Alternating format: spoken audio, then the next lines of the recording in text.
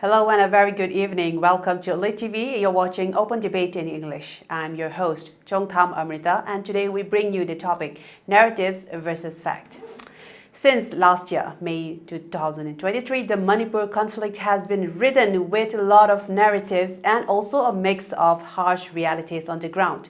The term narratives and propaganda are used interchangeably. Regarding the term propaganda, it is often used to imply false information or even misleading information. And now, even recently, not very recently, the Chief of Army Staff, General Upendra Dwivedi, he even made a statement regarding this war or the conflict in Manipur and termed it as a war of narratives, which is even appropriate because propaganda and narratives are often used ever since the time of the Second World War to use especially in times of conflict because of its far-reaching impact. And today we are going to discuss regarding some of the narratives that have been floating around and regarding the ground realities which are remaining as facts. The thing about narratives versus facts, the topic that we bring you today, is that the ethnic conflict that has erupted since last year, both of the communities have been really spouting a lot of narratives even since last year, and there used to be a breakthrough regarding this information last year, and there used to be a fight about it a lot on social media, and now this is still prevalent. And now the thing is that spouting of narratives is not just restricted to the other community, because our community as well spout a lot of narrative, because the Chief Minister also had made a lot of statements regarding meeting some cookie groups, regarding starting of talks and negotiations, which none of them have materialized. Now, today we bring you this topic because just a few days ago, the Home Minister Amit Shah, when he visited and attended the plenary meeting of the Northeast as a Space Application Center, he made a few statements as well, especially regarding the demographic mapping of those states which are bordering the country of Myanmar. So this again begs the question if this is another narrative, is this another false promise or another propaganda without really having much in contact with the ground reality. So to discuss and debate on this matter, we will take a moment to welcome our panelists for tonight. Our first panelist for tonight is a renowned socio-political commentator, Prof. Sonamani. Prof, welcome to Open Debate. Oh, thanks a lot, Amrita, for inviting me. I'm grateful. You're welcome, Pabong. And our second panelist for tonight, joining us from Taiwan, is Dr. N.G. Shantikumar, the Professor of English of Hungkou, Delin University, Taiwan. Oja, welcome to Open Debate. Thank you, Amrita, for having me. Okay, let's start right away. I will start with Pabong Sonamani first of all. The thing is that, Pabong, we have heard, first I'll take a very generalized matter that we have been observing since last year, especially that kind of culminated this year, because we have seen that the Chief Minister, he had made few statements, especially he said that repeatedly he claims that he was in touch with the cookie ministers and also some cookie groups and some cookie bodies, especially Mars and Thados, and also say that there are some talks going about regarding conflict resolution. And also there is the fact that whenever the Chief Minister made such kind of statement stating that he is in touch with the other communities to bring about such resolutions, those bodies, from the other communities vehemently deny that there is no such talks, there is no such meeting, we have no contact with the Chief Minister. So this is one of the big narratives that have not been really addressed in the media and also in most of our discussions, and hence why we bring you this topic today. So the first question that I'd like to come to you is that, Pabong, who is lying here? Who is speaking the truth? And is there really any negotiations, or if there was, why has it not materialized till now, is the first question that I'd like to ask you, Pabong. Take it away. Amrita, good evening to you, and thanks to ELITETV for inviting us. I'm indeed privileged to sit with Dr. Shantikumar, who is the professor in English in Taiwan, a citizen from Manipur who really concerned and think round the clock about the developmental activities of Manipur, and in this conflict, he must be much worried. And I'm privileged indeed, and the worldwide who were watching, I bow my head to you. Amrita, you see, head of the government, it is not the questions of Mr. Biren or A, B, C, D. Head of the government has got the immense responsibility. Or whatever you see that the peoples without the cooperations of the by the people, government cannot run. It is only headed by, it is we people who have endorsed the government to command and control and to find out all the feasibility and to make convenience for the people. This is his duty. But unless or otherwise we people, if we try to prop him up, if we try to support him and extend our moral support, say example in the hill areas, in many states, people do not want to part way, particularly the hilly areas, local people, tribal people. We were in tribal Manipuri, but somehow or other, we have ourselves, and we were forced to relive as a tribal our own feeling and a community Manipuri, which we had. Now I'm talking about the hilly people. Hilly people are very touchy and very fussy, and they don't want to part way about their land, and they do not want to part way, say even the Delhi to Ahmedabad, Ahmedabad to Bombay, the what is called our bullet train. See, last 5-10 years it is being pending because people do not want to part way. Unless or otherwise people part way, some property, some land for the cause of community and for the interest of the state people and for the larger interest and for other countries people who comes, if they are being rather stopped because of these the 7 days, 8 days, because of the land, the road is so narrow, so fussy, so slippery, because of the natures doesn't cooperate sometimes. On top of that, if the people, if they don't cooperate, if they don't try to widen the road, and considering that this is my land, I don't want to part way because, as I said, they are very attached. Now, it is quite obvious. But coming back to the point, Honorable Chief Minister, he is the head of the government. He has got enough his feelers. He must be persistently and consistently. He must be trying his best effort. If there is any way where my message, my approach can reach, as I say, this is a two-pronged. Government is, who is government? If we people, if we renounce that Chief Minister is not Mr. Biren Singh, then he is nobody. But you see the Chin Cookie Joe, how is their motive? How is their obvious purpose? What about the Mr. Biren Singh? We don't consider who is Biren Singh. We do not know. The person who is in the helm of the chair as a chief minister, we address to him. We never say that he's a Tangkhul chief minister or he's a Muslim chief minister or he's a Manipuri chief minister. There's no such word. You see that other side of the coin, when we try to evaluate, and the whole world knows, but the medias, mainland medias, they are biased. You have rightly pointed out that armies, now the retired army general, what kind of an irresponsible way, the way they pass remark, the way one lieutenant general, this fellow PC Nair or some rifle actor general, Chin Cookie Joe might not have used the drone, then this thing, then who has used it? That was the army has dropped the drone. So I totally disbelieve the Indian newspaper, Indian mainland. I have not trust. Now, coming back to the point, Chief Minister's his commitment that he said that perhaps I am a little vocal. I strongly condemn Chief Minister word.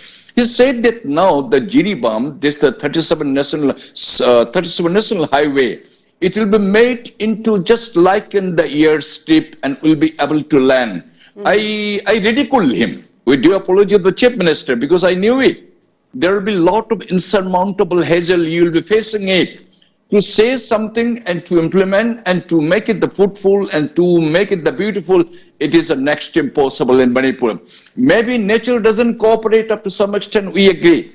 But maybe that many people, as I said at the outset of my speech, that many tribal people are very fussy. They don't want to party. This is not only in Manipur. Say in the Mizoram too, even in the Assam or in the Meghalaya. or in the Nagaland, wherever I stayed, I work, I have seen bitterly and bitterly.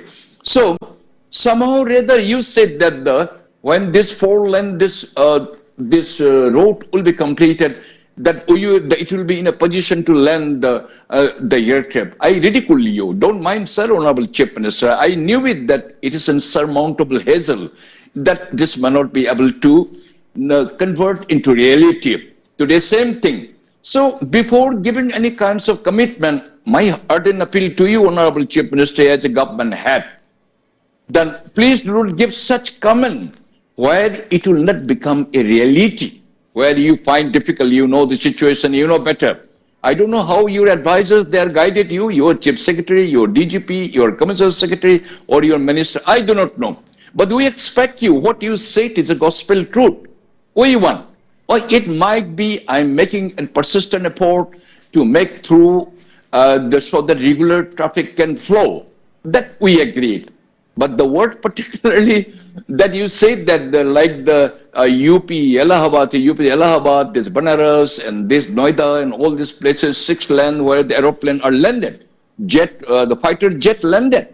That place and that nature's gift and Manipur's people and the Manipur's hill areas and the nature is quite different.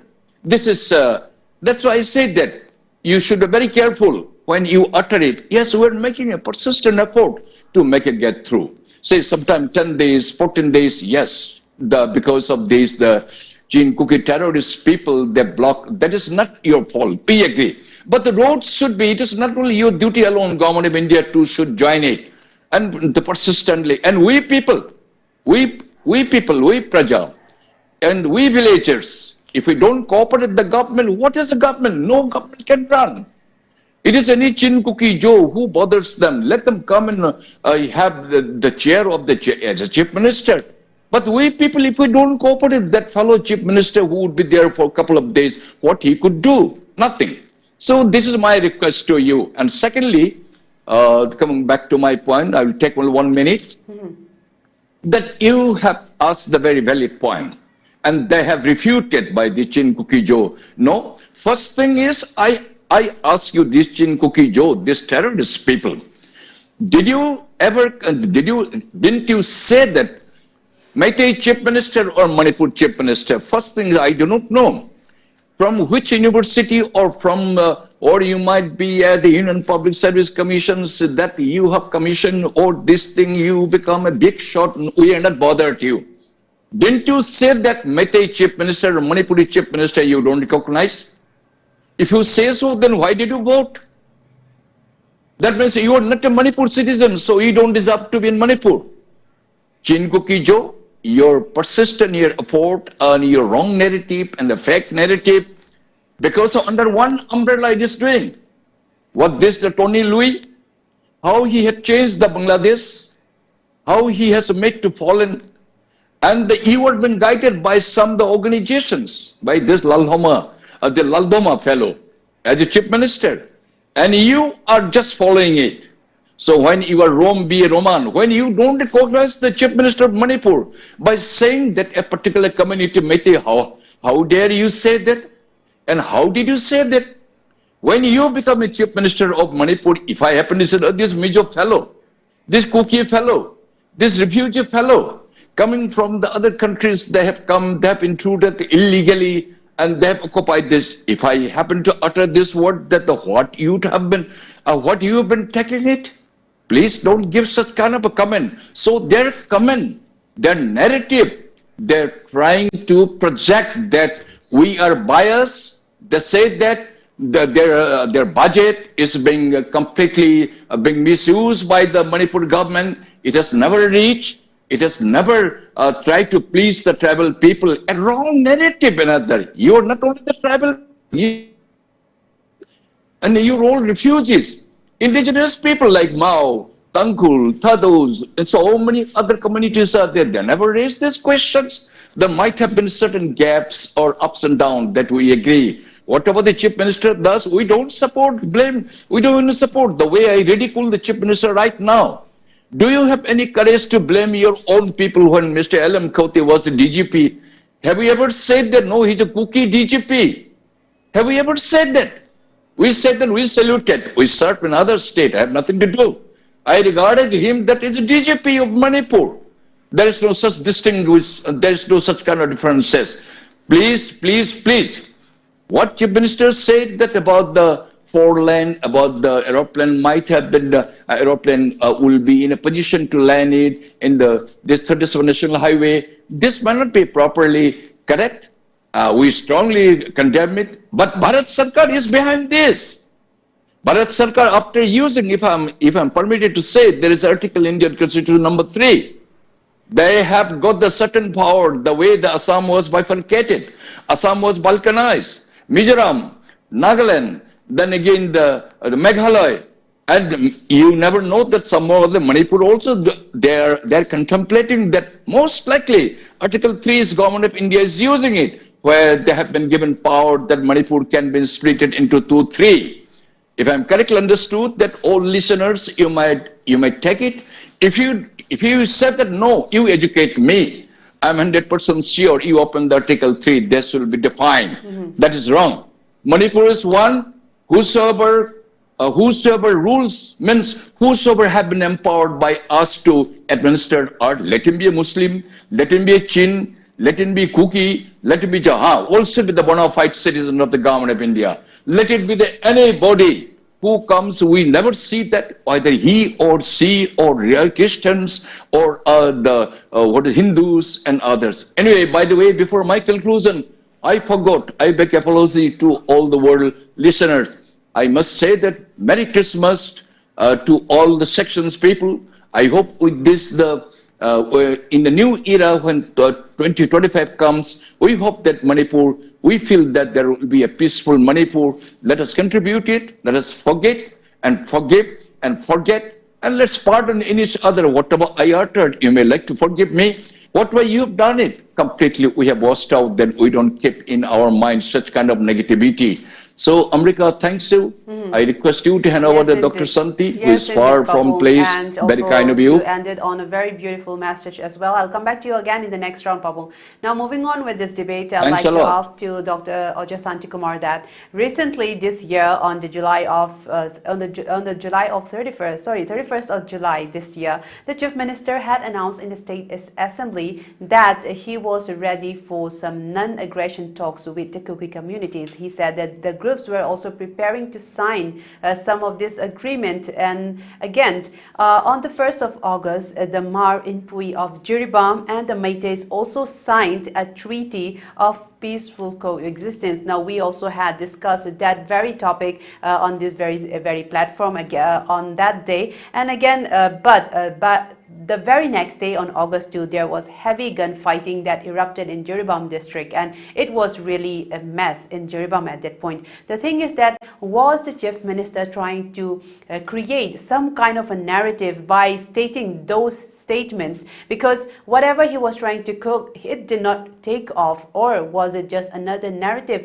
Because it just lost its spark after that, and then nobody even talked about it anymore, and nobody ever dared to even print or report about it again. So the thing is that that was something that people were looking forward to, and then it just fell off. So my question is, did that narrative never take off, or was that just another narrative, is the question. Shantikumar, what's your take on that?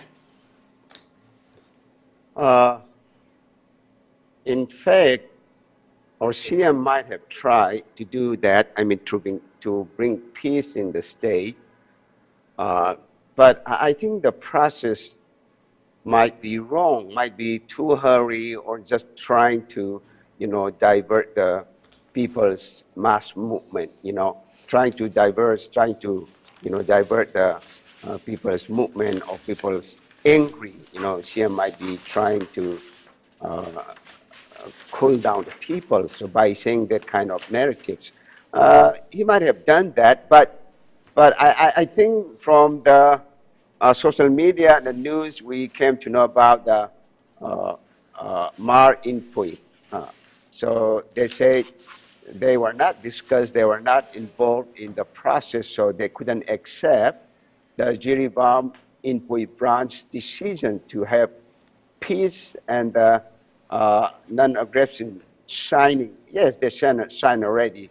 but it was rejected by the Manipuri headquarters because they were not discussed, or they were not informed, and they were not invited in the process. So that was what it had been said. And so I think what I like to say here in such cases is that, you know, our CM has to be accountable, has to be responsible, whatever he says, because he is the, as Tamo just mentioned, he is the head of the state, he's the power of the state. So whatever he says, it should be accountable, and people will rely on that. If he doesn't keep his word as a CM, as the head of the state, you know, people will not respect, people not will believe in his words. So this is what's happening. So in case of, if he likes to divert or something, I think his statement should be based on facts, not on false promises or false narratives or false information to divert people's mind, people's movement. Instead of trying that way, I think our CM should be more open. He should be more open, more honest, and you know, if he has something weak point, he should just tell out straight. Oh, sorry, I cannot do this. I wish I could have done that, but I'm sorry, I cannot do. You know, if he is honest and he's open and he is humble, instead of saying, wait, what I will do, you will see.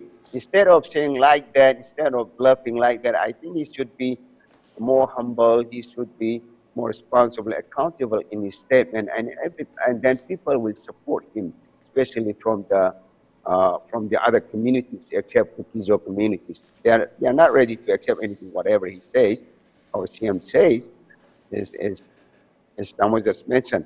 But we, other communities, will surely listen to our CM if he is more open, more responsible, more accountable in his statements in the future. So that is my point for CM.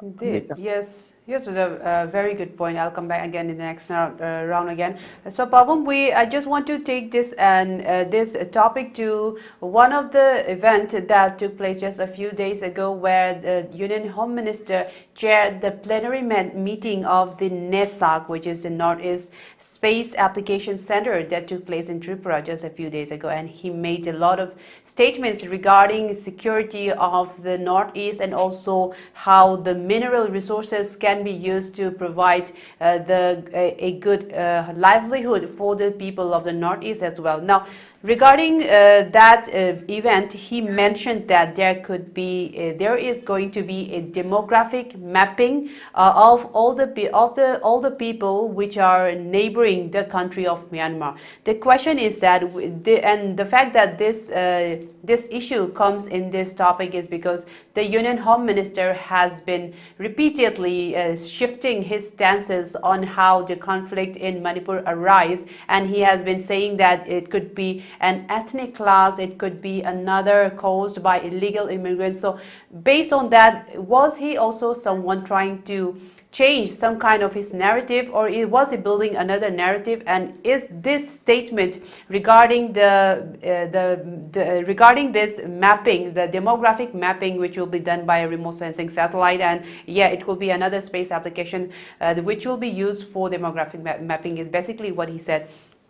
Do you think that this is one of his words that will continue to shift? Because earlier, regarding the security of the borders, which borders the country of Myanmar, he said that the FMR has been scrapped, and then he said that the NRC is almost going to be implemented, and then the border fencing is still in progress. So, if all of these are still in place, what is that not sufficient enough? Because now he is adding another thing, which is the demographic mapping. Do you think that this is also another narrative, or is it a fact? And will this again contribute to resolving any sort of the crisis that he said that it could be cause of the illegal immigrants, or maybe the ethnic class, whatever that he seems fit? What do you think, Papu, about this? Amrita, right from the beginning, since last year, we had been saying that government of India sees that very, very serious. She goes and changing that her statement on her casual way and very irresponsible way of that the government of India is the giving statement, which has never been translated into merit and practicable way. Who doesn't want to restore the peace? Has the government of India still till now not realized that who is the troubleshooter, who is the trouble creator? The government of India, if she wished, she's not interested much. She is just behaving her statement and their statements just like a chameleon. Sometimes say that Home Minister Mr. Amit Shah ji said that, oh, that these are all illegal immigrants. After a few months again, he changed his word. No, this is another thing. Then now shifting to the fencing for the international border. This is never going to be fulfilled in this century, which you had been saying it. I'm not saying to the government or present government, no. As I said, the tribal people, they are behavior and they are, the choice is quite different. See, in the Nagaland area, Mizoram area, like these are all the Manipur area, they claim that their relatives are in the other side of the country, that they go and freely movement should be allowed. These are all personal interest. Government of India, don't you know that once you know everything, that this is not possible.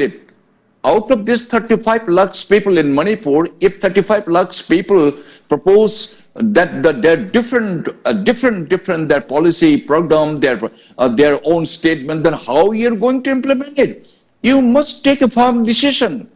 This is not the questions of one community. If one community for their own hard interest, if you come from the pressure, in this century you are not going to implement it, you are not going to make it fruitful. Manipur government, only Manipur government or Manipur people, I don't say that Manipuri. I am a die-hard Manipur citizen. I am an Indian citizen. But only you mainland people, you have not made us into, and you do not consider us that the Manipur people as an Indian. Yes, we agree. We were forced to join in the mainland in India, sometime 14. Anyway, we became an Indian. But now you don't consider us that as an Indian. That's why you're playing a very negativity role, government of India. If there is a will, there is a way. Who has designed all this to balkanize and to separate administration asking by some group people? There is a way to us, an Indian territory. As if it is their father's property, those illegal immigrants people intruded. And they have taken the upper hand and they're playing fun, and the government of India, you seem to be slightly inclining towards them. Who are those? You know better it. Giving a statement is a very, very easy. But to make it into a translation and to a reality is next to impossible. Because you go on listening for 35 lakhs people. Why you cannot fancy it? Has any Manipuri people have complained rather than the urging that some land which has not been covered, which has been forcibly occupied, or due to our non-fencing, which should have been done at least the 40, 50, 60 years before, should have been done. Today should not have come up this kind of the unfortunate and unpleasant situation. Day by day, we are losing it, our own areas. This is the only request that you look into it so that our Manipurs and our territory has narrowed it because of some the other side of the country, that the Myanmar, then earlier Burma, they are just like the other countries. They are they're capturing it. They know that India is too weak. That's why I said, government of India, you are not taking interest. You have to force us in order to enforce and in order to keep alive. And you are now 1.5 years, almost now you're passing now. Who is the guilty? You do not know till now, government of India. Who is designing?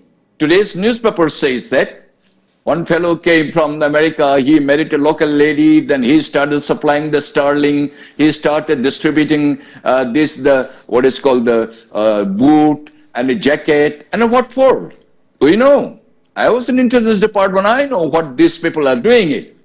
Who is the Tony Louis? How he said it was the Sheikh Hasina, if you don't give me this the island, then you may not be any longer in the chair. Same thing. How Laldoma went under whose umbrella? He dared to speak the contravening the Indian Constitution. Never he did it. Yes, please. Did you say anything, please?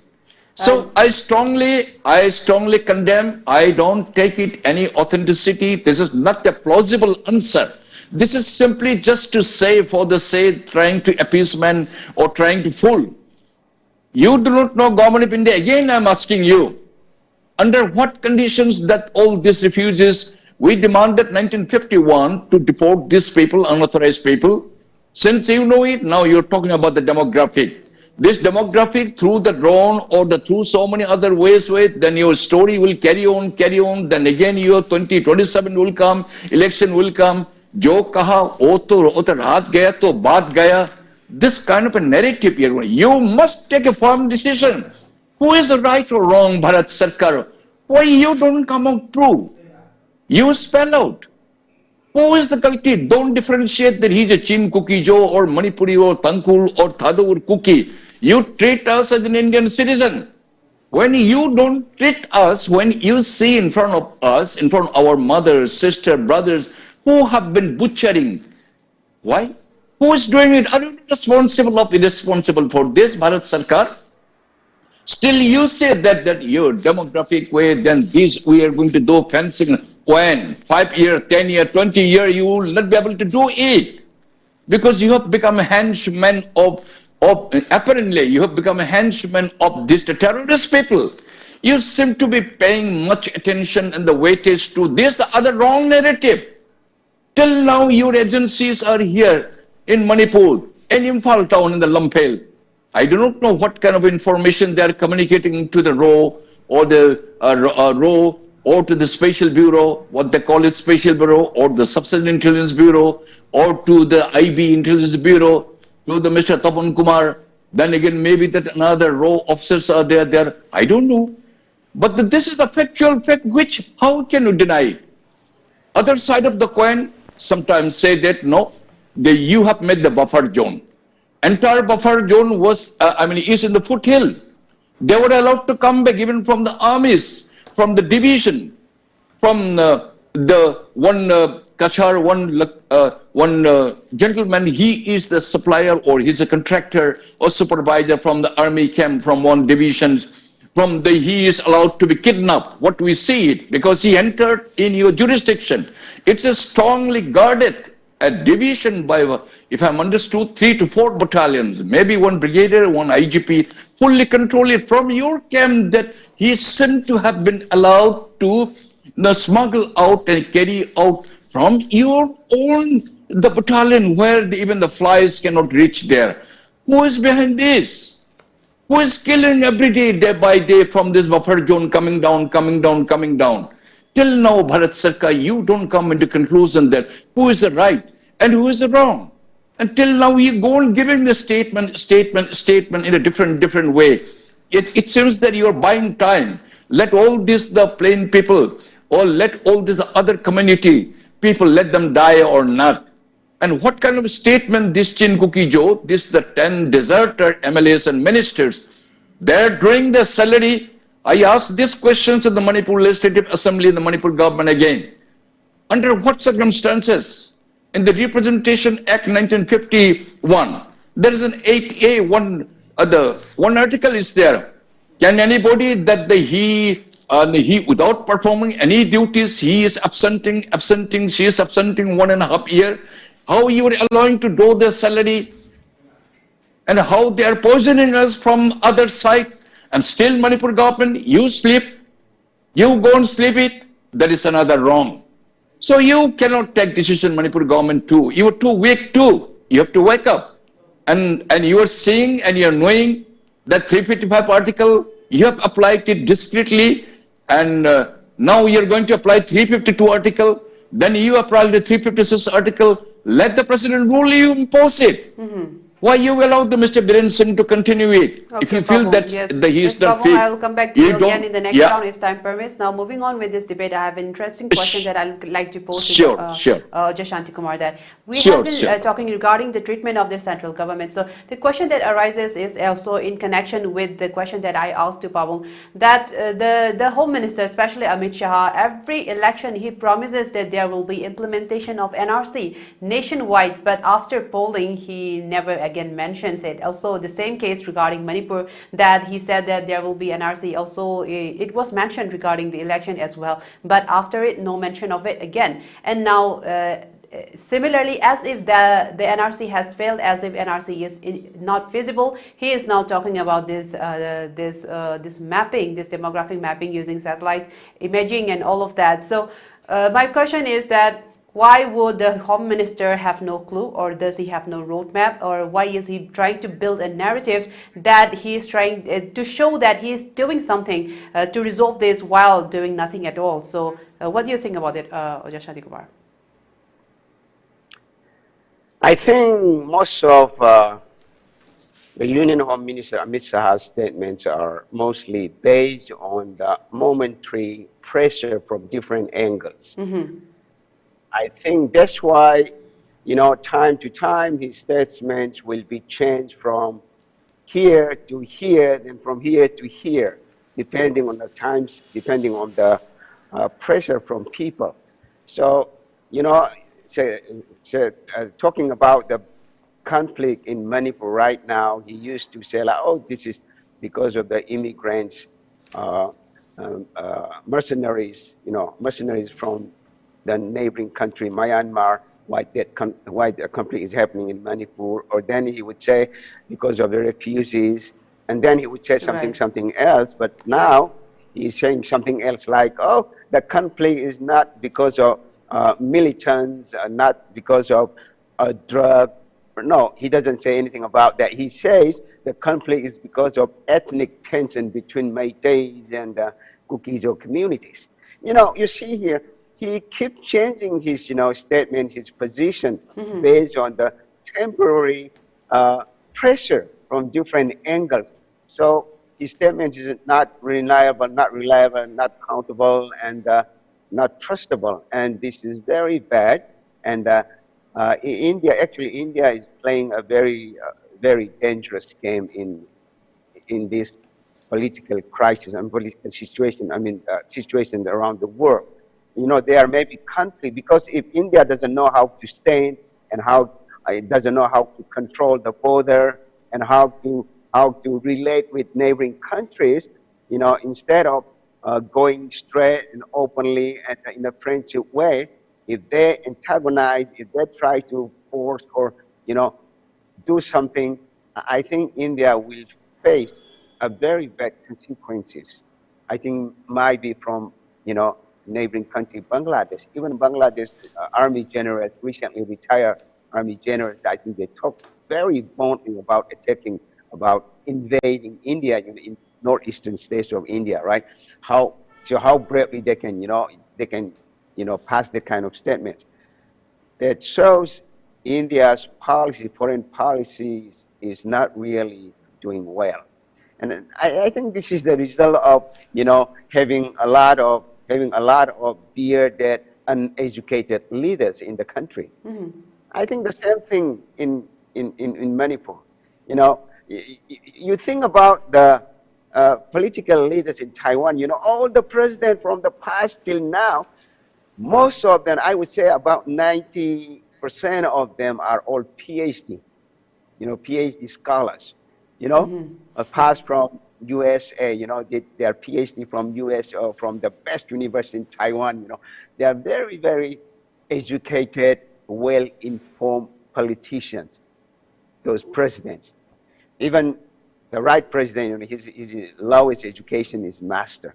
So when a country or a place is ruled by those uneducated leaders, and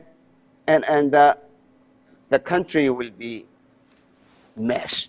I think this is what happening, you know. And one is ego.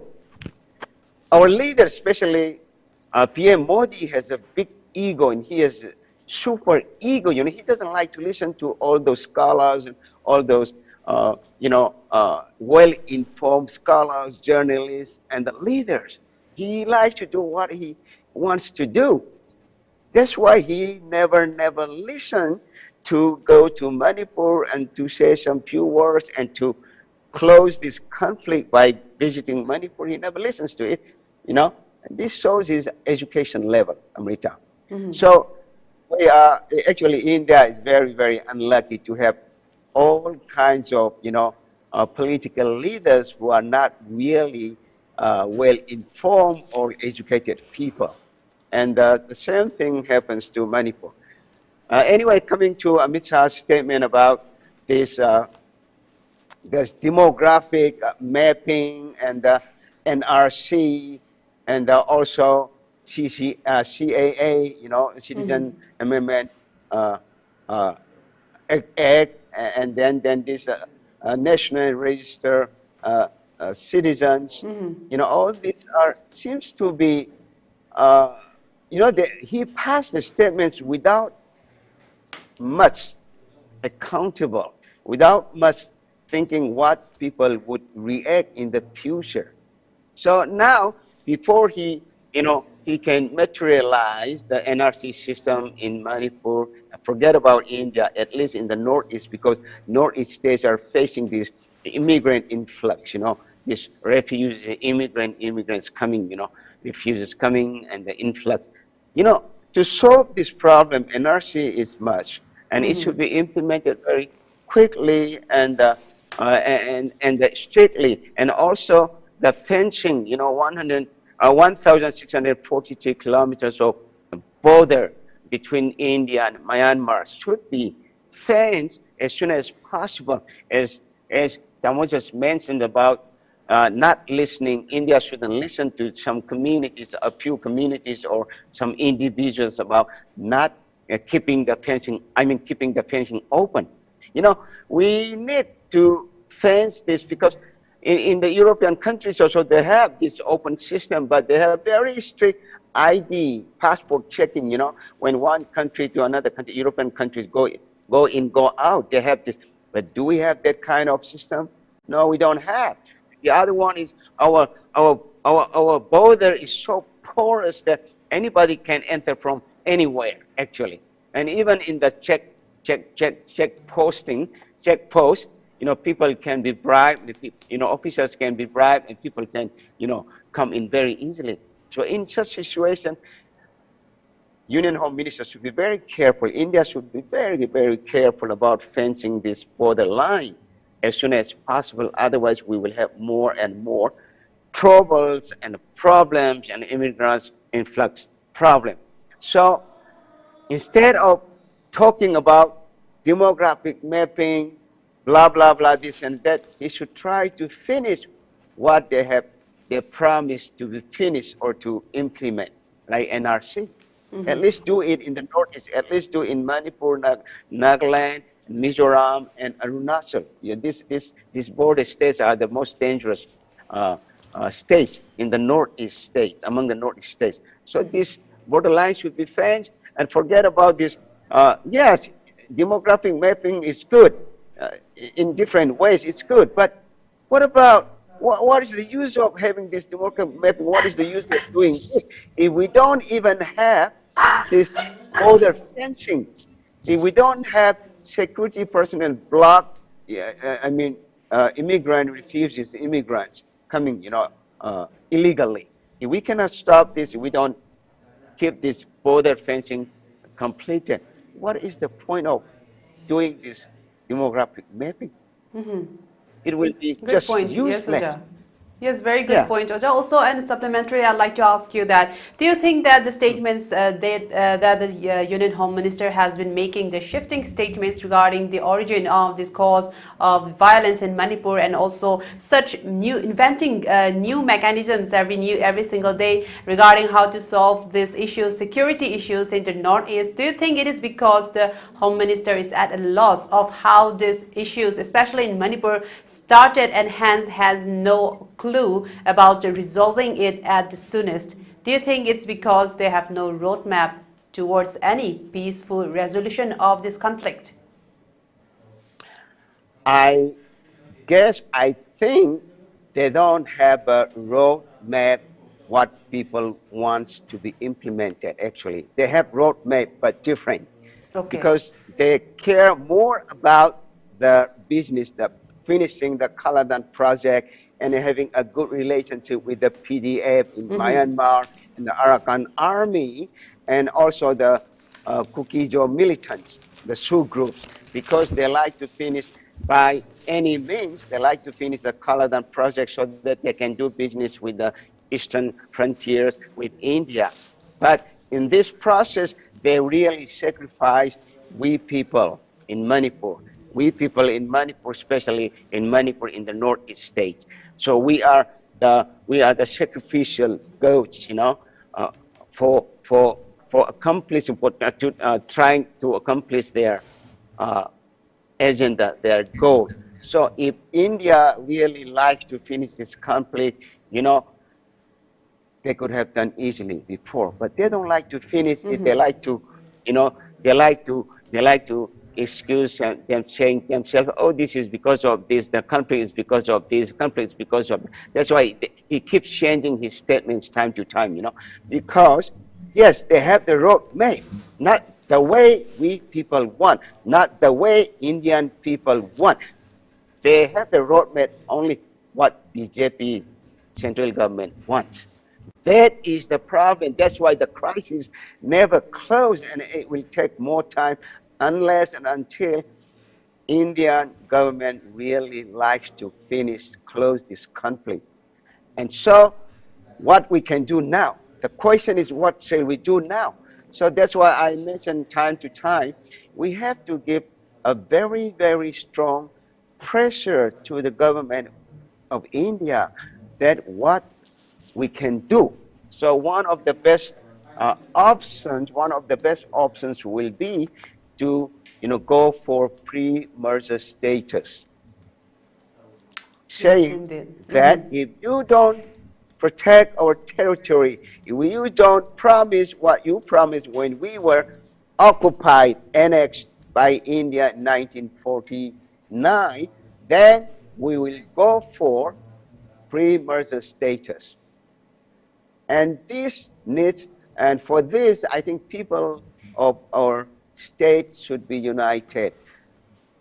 Doesn't matter politicians, political leaders, bureaucrats, or CSOs, or the ordinary people. I think we all need to be united and go for one goal. If we like India, listen to us. That is pre-merger status. Amrita, I would say this way. Okay, Anja, thank you very much. I think we will have to wrap up at this hour. I'd like to thank our panelists for joining us. But before that, I'd like to make a short summary of what our expert panelists have made, is that the Manipur conflict has been ongoing, and it's now neck deep in a mix of narratives and this harsh ground realities. And at such a juncture, the government of India and the government of Manipur seems to play the blind person leading the blind, because the people of Manipur seems to have nowhere to go out of the valley, especially those living in the valley cannot go anywhere out of the valley, and those living in, especially the Kuki community, whose homes, there are a lot of homes within the valley itself, they cannot enter into the Imphal Valley. So this has created such a huge dynamics within the state politics, and also a huge pain, and not just a pain but a huge problem for the center, because they are now unable to solve it. But still, the fact remains that the violence that erupted in May 3, 2023 last year has now seen to 19 months without any resolution. There has been about 260 people dead, a lot of them still missing, about 11,132 houses burnt to the ground, and almost 60,000 people still languishing in relief camps without having any hope whether they will get back to their homes. And on top of that, the two national highways are being weaponized and used for political gains with no resolution in sight for that as well. And at the same time, their education and economy is continually failing. So this is where Manipur is at right now at the end of 2024, and we do hope that by the in the incoming year, next year, there could be some change, there could be some hope of change. That's the message that we would like to give before we end. Now, I'd like to thank Pawung P. Sonamani, Dr. Angie Shantikumar for joining us and giving us Thank you very your much. thoughts. Thank you. Thank you all Thank once you. again. Thank you. And Kamo. I would also like to thank our viewers for tuning in tonight. We will be back again next Monday with more exciting topics. Keep watching ELITETV. This is your host, Chontham Amirta, signing off. Have a good night.